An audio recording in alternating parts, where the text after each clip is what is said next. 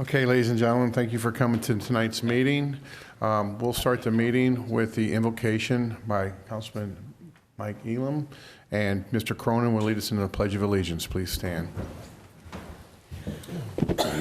Before we pray, I'd ask you all to observe a moment of silence for Councilman Jerry Doherty, who his son Sean was the one that he lost his life this week. So just a minute for Sean.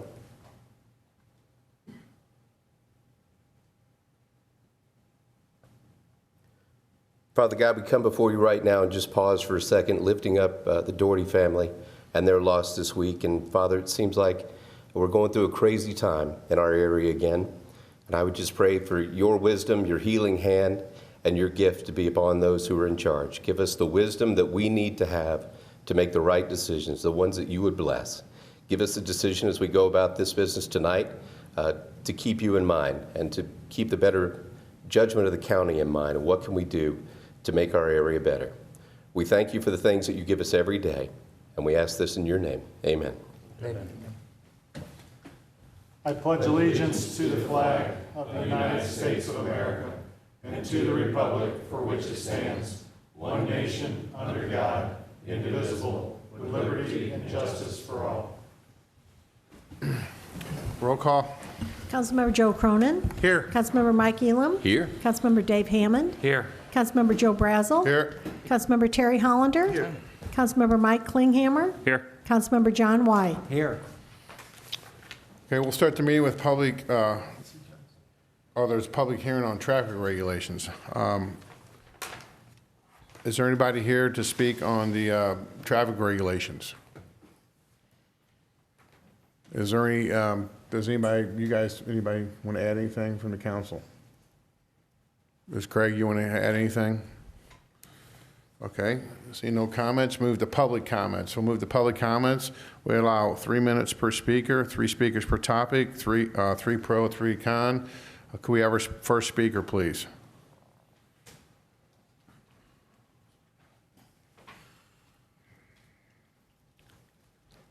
Thank you very much, Mr. Chairman, members of the County Council, A.C. Dienoff, County Resident and Public Advocate.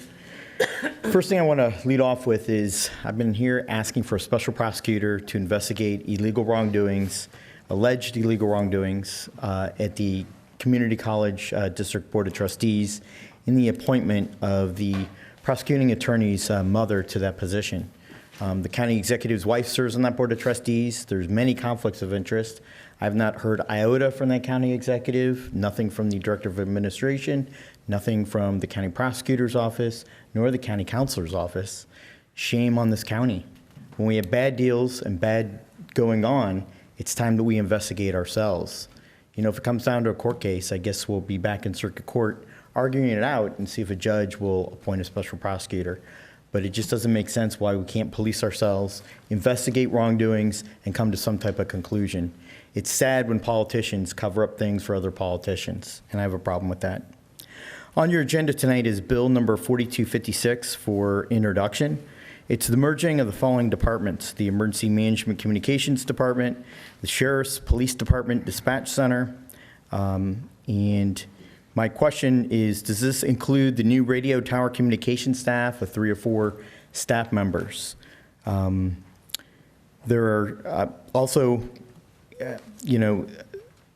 it's merging it into the Department of Dispatch and Alarm. This was split many years ago, and the question is the historical background. It was split many years ago between the police on the one side, law enforcement, and alarm dispatch, otherwise known as fire, rescue, and ambulance.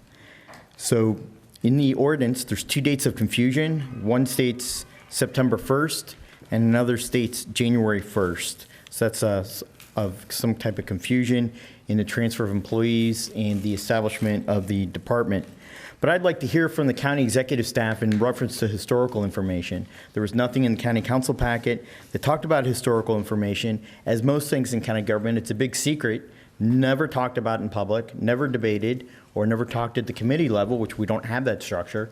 But it seems like one secret after another comes up to this county council agenda.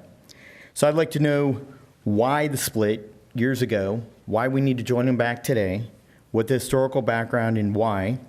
the cost to do the merging, the benefits associated with either merging these departments or not merging them, and why not look into a county-wide system of trying to eliminate our 7 PSAPs, public safety answering points, down to 1 or 2, one for east and west part of the county. Let's save a lot of taxpayer dollar monies in the long run. Also in contention is a lieutenant's position and a possible sergeant's position in the communication division of the Sheriff's Police Department. And I'd like to know why those positions are going to remain, or if they're going to be cut, and if that person's going to be put out on the road serving the people of the neighborhoods. Thank you. Okay, thank you. Is there anybody else that would like to speak about any other county topic?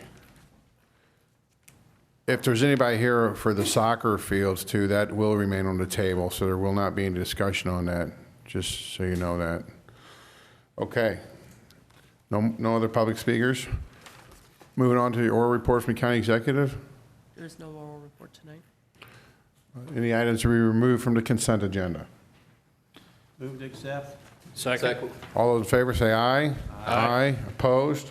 The consent agenda has been approved. Moving on to the resolution 1505. Resolution 1505, sponsored by Joe Brazel, a resolution reappointing Ron Bierbaum to the Board of Trustees of the Hancock Bottoms Drainage District.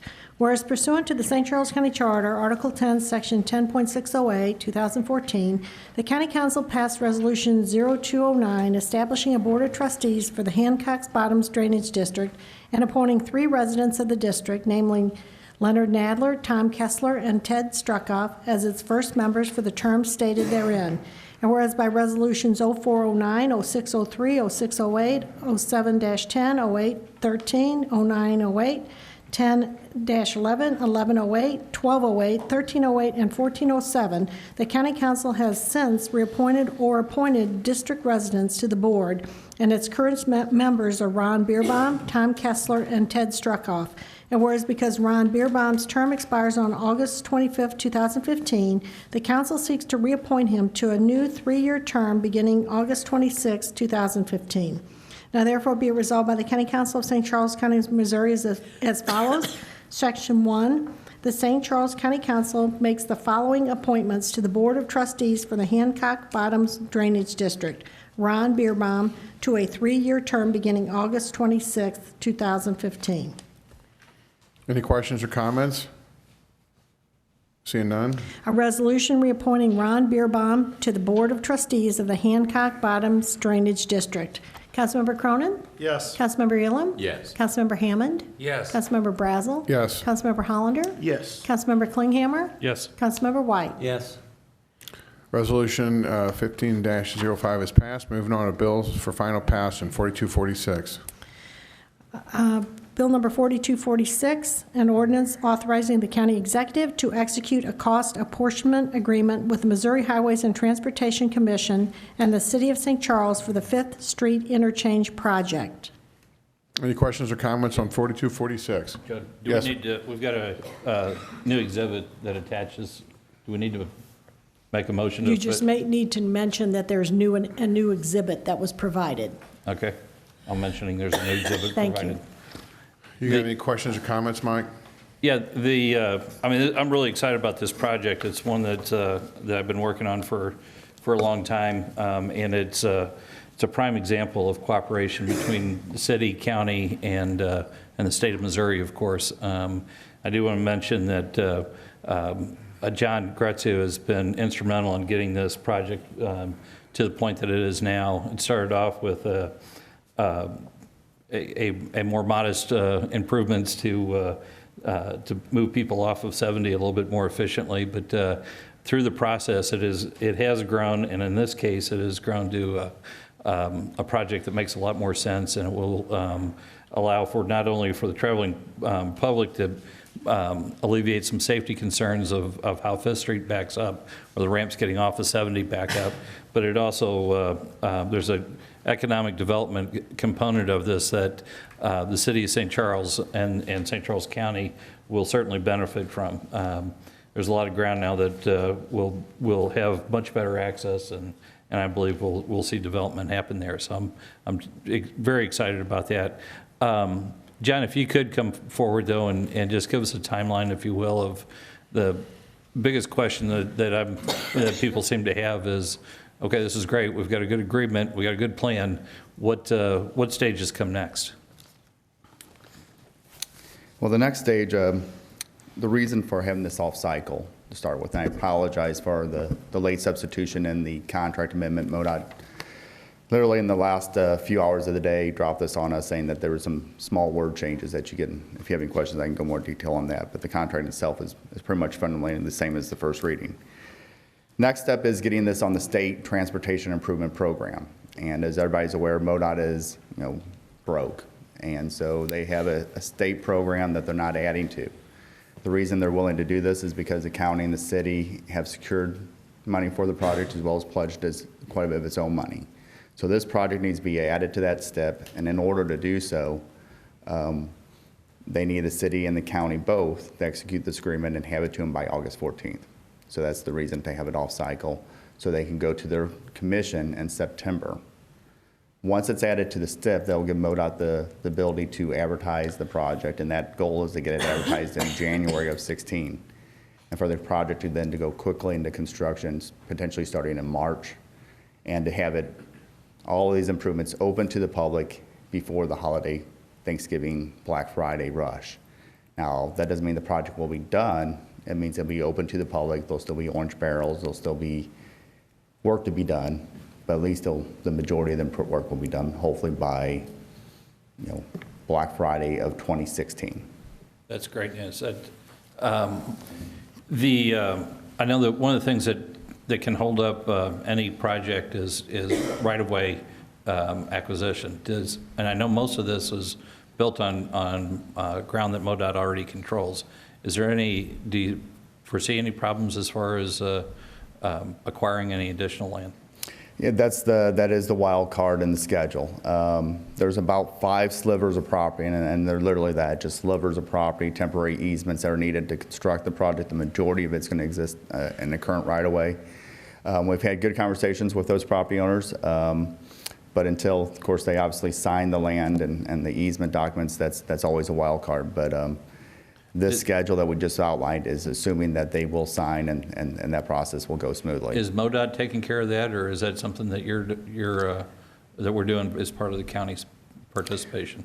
The official documents we're preparing the documents. I met with the property owners, but the actual transaction will be between MoDOT and that property owner. But you're tied in. That's what I wanted to hear. Somebody local is Correct. talking to these people. And we're also, the City of St. Charles, David Leisure and their economic development staff has been instrumental in moving this project forward. They obviously had those relationships with the businesses that are providing ground. So they've been instrumental in keeping this project going forward. Fantastic. Looking forward to it. Thank you. Me too. Thank you. I got a question, John. The financial split in this thing, I mean, I'm looking at it and I went over the numbers with O'Fallon. It's a similar type of auto road project to O'Fallon. But this one's costing us a bunch more money. It's $10 million out of county money for starters. And then you got another 3.8 of our CMAQ money, where I think in O'Fallon we use their CMAQ money. So essentially, this is like a $14 million hit to county of $18 million. And I guess my question to you is, why is this one this one's a smidge bigger, I think, than O'Fallon's, but why is this percentage that we're paying on this one so much higher than what O'Fallon's is? And that's a great question. The county's dollar amount on this agreement is $10 million. It's an $18 million project. This $10 million, we didn't have that money sitting in our existing TIP. So if you go back to our TIP document that was approved last year, we did not have $10 million for this project. What we did have programmed was money for projects within the City of St. Charles. And what they have determined is that this is their priority. And so they are turning back money that was approved by the road board and that we have existing contracts. So what we'll see, and follow up on Mike's question, is that one of the next steps will be termination agreements with the city. So where they'll be terminating projects that they have, freeing up this money. So that's why you see the percentages a little bit different. So basically, they're going to be giving up some other TIP projects to get this done. Correct. So, okay. So essentially, even though it's county money, it's money that St. Charles is relinquishing to the county for not doing other projects. Correct. Okay. So it's projects that, most of this, the 10 million, at least a large chunk of it, it comes out to be similar to O'Fallon's where it was a 50/50 deal. This is a 50/50 deal, except the city essentially is giving up projects that they've already had programmed in the TIP. That were already approved by Road Board and already approved and in the Transportation Improvement Plan? Correct. Okay, thank you. Thanks, John. Any other comments? All right, seeing none. An ordinance authorizing the county executive to execute a cost apportionment agreement with the Missouri Highways and Transportation Commission and the City of St. Charles for the Fifth Street Interchange Project. Councilmember Elam? Yes. Councilmember Hammond? Yes. Councilmember Brazel? Yes. Councilmember Hollander? Yes. Councilmember Klinghammer? Yes. Councilmember White? Yes. Councilmember Cronin? Yes. Bill 4246 has passed. Moving on to bills for introduction, 4247. Bill number 4247, requested by Wayne Anthony, sponsored by Joe Brazel, an ordinance granting conditional use permit CUP 15-000005 for a lawn care service to R. Stephen Barnett. Any questions or comments? Seeing none. Bill number 4248, requested by Wayne Anthony, sponsored by Joe Brazel, an ordinance granting conditional use permit CUP 15-000006 for a nursery and lawn care service to Hoops Lawn and Landscaping LLC and Jason Hooper. You move to Bill 4248. Bill number 4249, requested by Wayne Anthony, sponsored by Joe Cronin, an ordinance amending the zoning district map of the County of St. Charles, Missouri by rezoning land from C1 PUD Neighborhood Commercial District with Planned Unit Development Overlay District to R1D PUD Single Family Residential District with Planned Unit Development Overlay District. Any questions or comments? Seeing none. Bill number 4250, request by Craig Tykowski, sponsored by council as a whole. An ordinance authorizing the county executive to execute Surface Transportation Program Agreement, Federal Project STP 514, parentheses 628, with the Missouri Highways and Transportation Commission for allocation of funds to 80% of the eligible cost up to the maximum amount of $277,500 for work involving the realignment of the Jackson Road, South Point Prairie Road intersection. Any questions or comments? Seeing none. Bill number 4251, requested by Craig Tykowski, sponsored by council as a whole. An ordinance authorizing the county executive to execute Surface Transportation Program Agreement, Federal Project STP 514629, with the Missouri Highways and Transportation Commission for allocation of funds to 80% of the eligible cost up to a maximum amount of $805,500 for work associated with the reconstruction of approximately 1.2 miles of Westwood Drive. Any questions or comments? Seeing none. Bill number 4252, requested by Dave Todd, sponsored by council as a whole. An ordinance authorizing the county executive to execute an agreement with the town of Augusta for certain law enforcement services, including patrol services and enforcement of certain municipal ordinances directly related to law enforcement. Any questions or comments on 4252?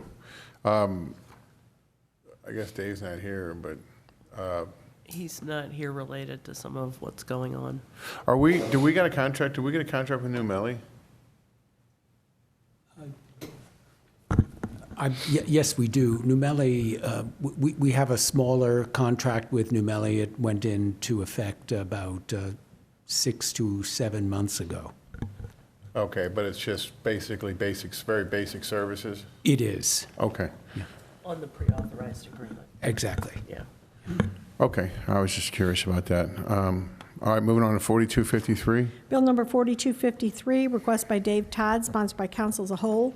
An ordinance authorizing the county executive to execute two agreements on behalf of the police department. One, with the St. Charles County Ambulance District, SCCAD, for tactical medics for the county regional SWAT team. And two, a memorandum of understanding with the U.S. Postal Inspection Service to receive payments related to overtime for the Eastern District of Missouri Identity Theft Task Force. Any questions or comments on 4253? Is there anything, who is it, who would talk about that, Joanna, if we need a real quick briefing? Who are we? Is it you or? So there's two things going on, and Chris is here as well, but, so when the tactical team goes out, they have medics who train with them, who are prepared to treat a citizen who may have been shot by a perpetrator, who treat officers, and ultimately will treat the perpetrator. So they have medics on board right from the very beginning who are trained in emergency medicine in the field. So that is, you've previously approved an agreement for Cottleville, which has its own medics, including Chief Wiley, who's been a volunteer medic for a number of years. And then this is for the county ambulance service. And then the other memorandum of understanding is that there is a Missouri Identity Theft Task Force in the region, and sometimes they're willing to pay our officers overtime to work on issues that they've got, and so they'll reimburse us for overtime for us assisting with identity theft issues. Okay, thank you. Any questions, comments? Okay, thank you. Donna, Carol? Bill number 4254, request by Hope Woodson, sponsored by Joe Brazel, an ordinance authorizing the county executive to execute a memorandum of understanding in conjunction with the core public health functions contract for fiscal year 2015 with the Missouri Department of Health and Senior Services for services to residents of St. Charles County and receipt of funds across fiscal years 2015 through 2018. Any questions or comments? Seeing none? Bill number 4255, request by Belinda Little, Simon Wong, Mark Reefsteck, sponsored by council as a whole. An ordinance amending section 115.110 of the ordinances of St. Charles County, Missouri, OSCCMO, the Personnel Administration Plan, to provide for an identification badge policy, and amending section 115.710 OSCCMO to change a classification title within the Information Systems Department and to add a classification within the Information Systems and Family Arena Departments, and amending the 2015 budget adopted by Ordinance 14-109 to reflect certain changes, additions, and deletions. Any questions or comments? Does this exclude the offices of elected officials, the badges? The badge policy, the language that's in the ordinance, it only speaks to the ability for the HRD director to write a policy. The draft policy that I provided to Donna, and I believe she circulated to you all, does exclude county council members. So I think you had mentioned you might want to have a discussion with the rest of the council, but right now it would be our intention for any employee, including elected officials, like the sheriff behind me, though he doesn't need one because he's got a name badge on anyway, county assessor, others who are in our facilities every single day to wear an ID badge. It's certainly up to you all if you want to participate in that with us or not. Do any of the other elected officials, like the recorder, Barb Hall, Rich Charisma, if they're elected to be the director of their departments, were they asked if they wanted to partake in this activity, or is it just, I'm just asking the question? We've not spoken with any of them yet, since we're still a couple of months away from implementing the policy. We've not yet asked that question. We can certainly do that. Okay, that's fine. I talked to Jennifer about this, and I told her that I didn't believe that the council members wanted to wear name badges, especially up here at the dais. I don't think it's necessary. We have our names right in front of us. I don't think we need one here, but there are times when I wouldn't mind having one.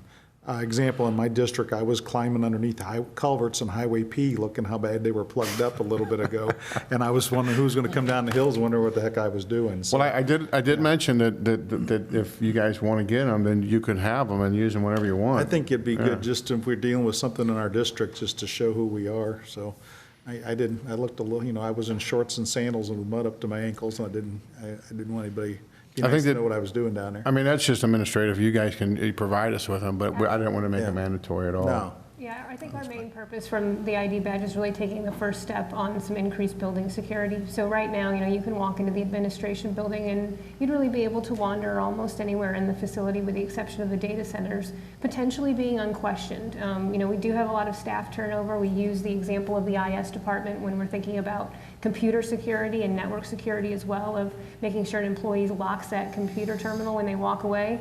Did some new tech who just started with the county last week walk up and say, well, I need to help you fix your computer. Let me just sit down at your desktop there and log into the network.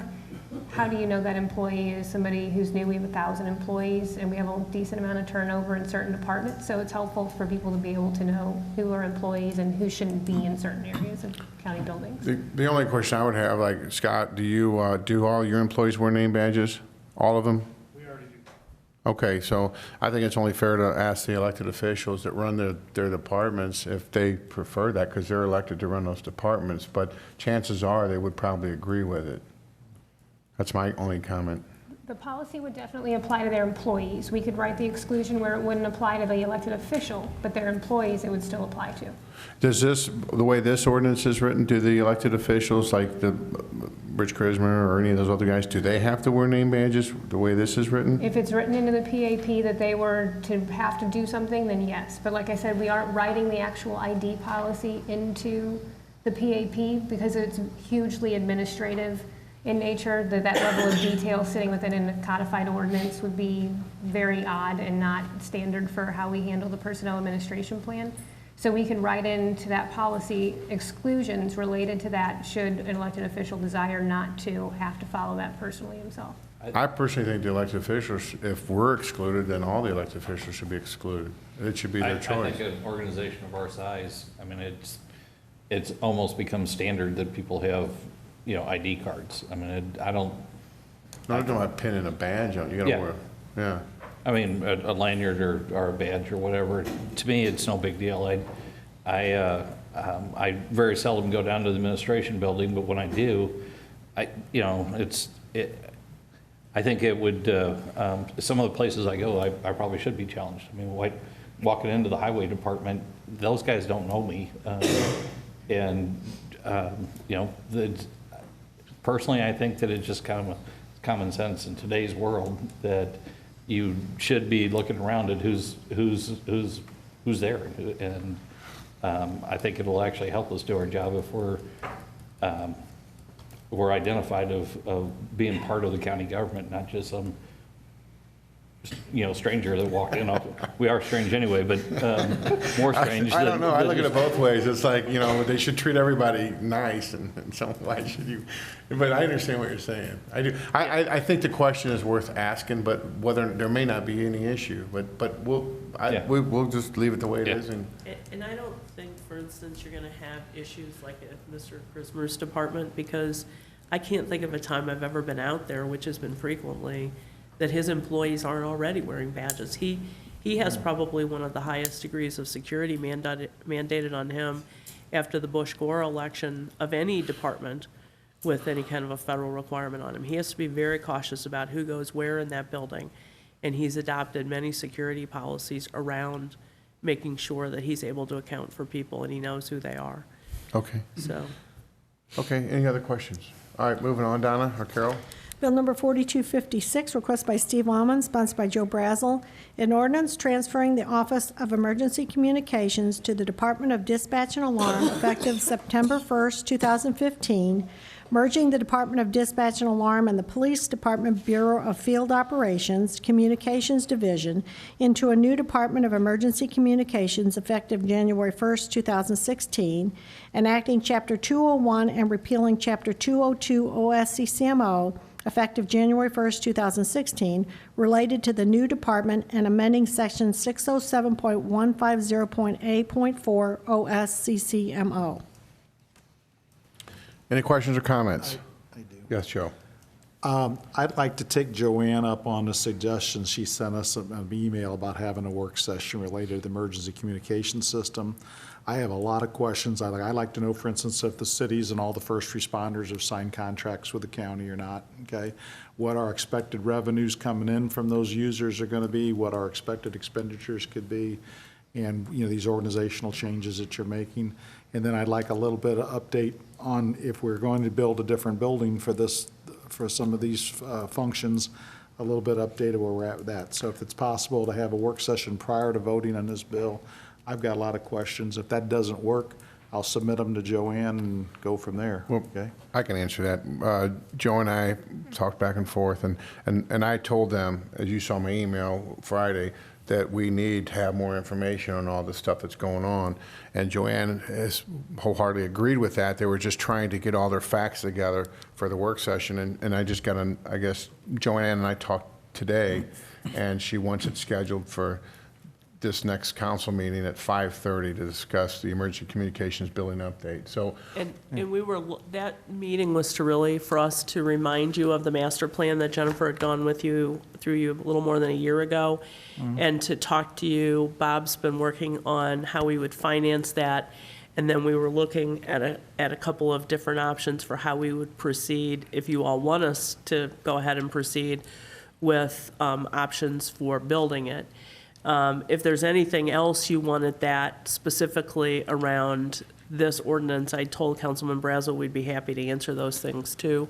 Okay, just to make things so this goes good, if it's okay, I'll send you a list of stuff that I'm looking for, and, you know, answers that I would like to know. And then secondly is, if you could update us, that's been a few years ago, I think, since we saw that master plan, a year or two. Can you possibly just go work with Donna and Carol and send us the documents back through to review? Sure, we could send you the whole thing, or we could send you the floor layout, which may Yeah. be the most helpful, rather than having, but we can place one of those documents down there and pull anything out of it that you want, or we can, Donna Send has you- all of that already. okay. Is it stuff on, Jennifer's telling me Donna has it already. is it on the website? It is not on the website. It's not, okay? But you can have any of that you want, and we'll I make just sure think you it'd be get it. good to when it's refresh our there. memory, since that was I know it's been a good year ago since we looked at it. It's about a year ago. I was going to say it was October. okay, so Chris, you can give us Chris, right? Jeff. Okay, sorry about that. You here, what's the bill? Well, I asked both of these guys. That's why he has an ID badge. I'm sorry, just give us an executive summary so we can, As far as this merger, tell me why we're doing it, why is it good, why do we need to do it, and is it costing more money, are we saving money? so the Office of Emergency Communication Systems, go ahead. If I may just jump in a little, since Jeff is very new here with us, history-wise, when we hired Dwayne Kinley, our emergency radio communication system manager, he was hired at a time where we did not know organizationally where within our current structure we were going to place that office. At the time of hiring Dwayne, we weren't sure how many staff we were going to be hiring in the first place. Weren't sure how much of that project was going to be maintenance-wise contracted out to somebody else, how much of it we were doing ourselves. So that position was placed directly under the Director of Administration. In this meantime, we have hired 3 additional staff and 4 additional staff in that office. And they report directly still to the Director of Administration. For the process of building out the radio system, because it was very much a project that Hay was dealing with a lot of intergovernmental relations with all of the municipalities and fire districts, spending an awful large sum of money. It was very critical at that time for that person in that office to be working directly with the executive's office on a regular basis. Over the last year or two, I'll mention that becomes difficult when we have entities within county government that are not structured within a county department because of how our disciplinary procedures are set out in the personnel administration plan. When you don't have another director who's the appointing authority, it causes some additional juggling of that process that is not the easiest to handle. We can talk in detail about some of those matters if you'd like separately. So we've really been looking at the time, how do we place that function within county government? Chuck had explored at one point providing that duties and responsibilities to the Department of Information Systems, considered putting it within the police department and the Division of Emergency Management, considered putting it in the Department of Dispatch and Alarm. And we largely just sat on that trying to figure out where they best fit as the system really developed. So at this point, I think over the last year, we've actually had conversations with all of the fire chiefs. The police department has been actively engaged in the conversation as well about merging long-term the 2 dispatch operations, that they can really be led by a sole director who has day-to-day operational control and guidance and is really in the details of how that dispatch operations works. And then also we found that Dwayne's operations in the radio system really obviously tie very tightly with Jeff's operations. Jeff probably sees the radio staff more often now these days than Joanne and I would, because they're largely working out at his shop on equipment there, helping with installations, and are more closely tied with the users of the radio system, such as dispatch and alarm, such as police dispatch. than they are with an administrative function within the county executive's office. That's a lot of history, but Jeff, you want to talk a little bit more about how you see the structure in the future?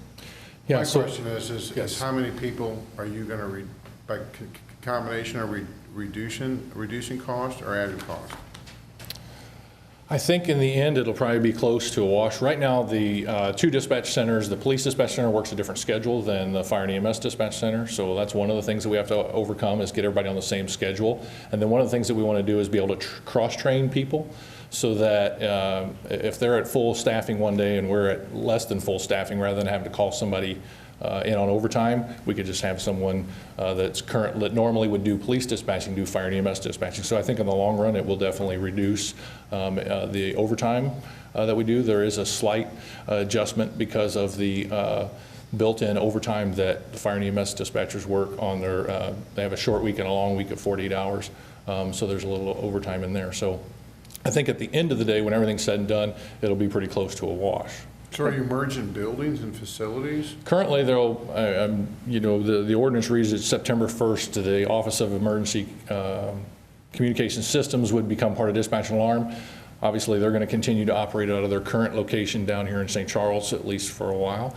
The long-range goal is that, yes, everybody will be in the same building. Right. Currently, the police dispatching and the fire and EMS dispatching is done in the same building. They're just on different sides of the hall. And so we can, share resources in that way, have people come back and forth across the hall. And like Jennifer said, under the direction of one director instead of two director-type positions. I don't know if you want to talk about the police dispatch manager position that recently the county hired to replace the lieutenant that had for a number of years oversaw the police dispatching operation, and I believe he has been reassigned to the road, but. Right, there is no licensed commissioned officers in dispatch anymore. It was a waste of their license as a law enforcement officer. We were taking people off the road and out of crime fighting to have them supervise dispatchers who were very well able to provide their own supervision. I mean, you have people who are, as dispatchers, are experts in how the computer-aided dispatching works, and how the PSAP operates, in how they communicate with officers on the roads, what the mules rules are, and all that type of thing. So we took that officer through in an ordinance with you all and reassigned him to the road, and made a civilian dispatch. They originally had 6 supervisors. They've brought it down to 4 supervisors, and they took one of the supervisory positions and made it a civilian dispatch manager. So that would, in essence, end up being a division director on the police side of the house, just as there's an assistant director on the fire and ambulance side of the house. But there are no new personnel, no additional resources being sought for the department. Actually, when you see what would look like a potential budget for this department, it's as transparent as it gets. It's going to likely have to be structured very similar to the police department budget, and that will be dealing with several separate funds within that department. The department would be responsible for the 911 fund, the radio system fund. It'll have general fund dollars. It'll have capital improvement, sales tax dollars. And the original dispatch and alarm the original fund. dispatch and alarm tax as well. So all of those funds will remain separate, so you'll really just see a new department name in the budget, and then you'll see all of those separate divisions, just like you always saw the separate divisions before, so you can kind of track over time. If there was a single dollar change, you'll be able to see it from year to year. It's not like you're taking 5 funds, dumping them all to one big pool, and then trying to figure out where'd the money go. Jeff, does this take any authority or responsibility away from the sheriff's department? The sheriff's department? Sheriff's The sheriff's No, in department's any not way, I'm involved. just asking. No. Or the sheriff's department. Yeah, the sheriff's department is no part whatsoever. Okay. I got a question. If you read the title, it's built on, it's to me a little bit, it's a little complex, but basically you're taking the Office of Communications, Emergency Communications, and you're rolling that, transferring that to Department of Dispatch and Alarm. Correct. Okay? And then you're taking Dispatch and Alarm and merging that with the Police Department Bureau of Field Operations, right? Dispatch center. Dispatch. Correct. Okay, dispatch, and then you roll into a brand new department. Okay? Pretty much so. Yeah, pretty much, yeah. Okay? Now, my question to you is, are all those people that you're affecting there, including Chief Todd, are they good with this? Yes. Because it looks to me like Chief Todd is relinquishing some control from the Police Department Bureau of Field Operations Communications Division to you guys. He cool with that? Yes, we've had a number of conversations early on before we really started the ball rolling, and then I met again with Chief Todd, I think 2 weeks ago, and he is on board. Okay, thank you. And by the way, Councilman, one of the reasons that we're changing the name is we want both sides of the dispatch house to feel that they haven't lost out. You know, they chose a new informal uniform shirt together. They chose the name on it together, When you say both sides, jump up police and fire. police and fire. But you know, when most of the time there's any kind of call in this county, they send out a policeman, they send out an EMS, and they send out a fire Right. truck as well. But we've tried to truly operate under the concept that this is a merger of the two sides and not that one side has taken over the other. Okay? Jeff has done a really good job about offering them questionnaires about, you know, what their feelings are about things like shift hours and that type of thing, and giving their reasons, not just, you know, an A, B, or C, but giving them an opportunity to express their reasons why and reviewing those. So trying to do it so that everybody feels like they have a piece of this. So in reality, even though this is a complex title, this is actually a simplification of the functions of that department. Absolutely, yes, sir. Okay, and you're going to be able to take care of the guns and hoses issues that you're going to have, you know, with Yes. merging all these firefighters and policemen together? Yeah, well, fortunately enough, the firemen and the God bless policemen, you, they'll do sir. their things out in the field still. It's just the dispatchers in the room. And actually, I'm very impressed during the survey that we did. One of the questions we asked was, were they in favor of cross-training? And overwhelmingly, I don't remember what the percentage was, 70 some odd percent, I think, or greater of them were looking forward to cross-training on the other discipline and then participating in those dispatching efforts as well. Okay, well, that could end up being real good, Absolutely. yeah. It's the undercard for guns and hoses, dispatch. Well, and to be honest with you, a lot of, well, not a lot, but a number of these dispatchers already work for the opposite team at a different agency as overtime. So a number of Jeff's dispatchers are police dispatchers at one of our municipal dispatch agencies. So it's something a number of them know they can do. It gives them more options. It gives us better options should we have a major crisis. And so it's hopefully a good thing for both sides.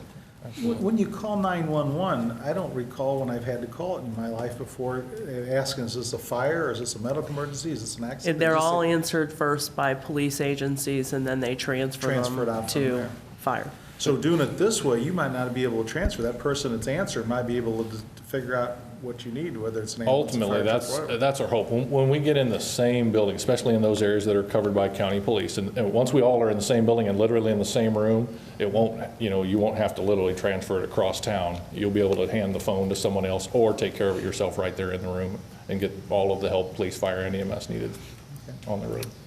And also to answer a question I know Councilman Brazel asked me several months ago when we first talked about this, we have made known to all of the city administrators that if they want to talk to us about combined dispatch, that we're perfectly happy to talk to them about that.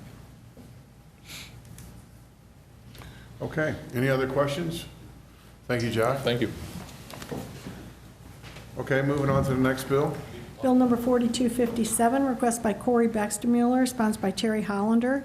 An ordinance granting the replacement of a permanent utility easement over property owned by the County of St. Charles, Missouri to Union Electric Company doing business as Ameren, Missouri, a Missouri corporation, its successors, assigns, licensees, agents, lessees, contractors, subcontractors, and tenants.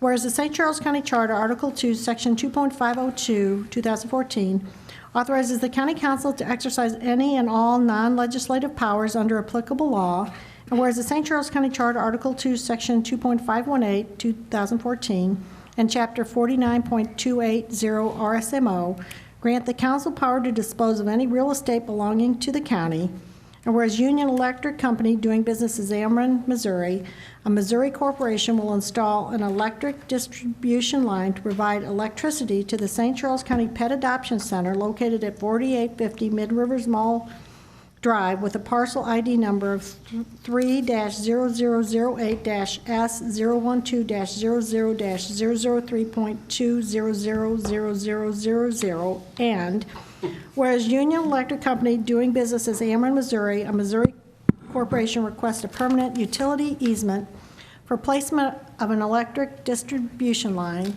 and whereas granting of this easement will benefit St. Charles County and will serve a public purpose. Now therefore be it ordained by the County Council of St. Charles County, Missouri as follows. Section 1, the County Council hereby grants to Union Electric Company, doing business as Ameren, Missouri, a Missouri corporation, a permanent easement for utilities on property as described on the easement deed attached hereto as Exhibit A.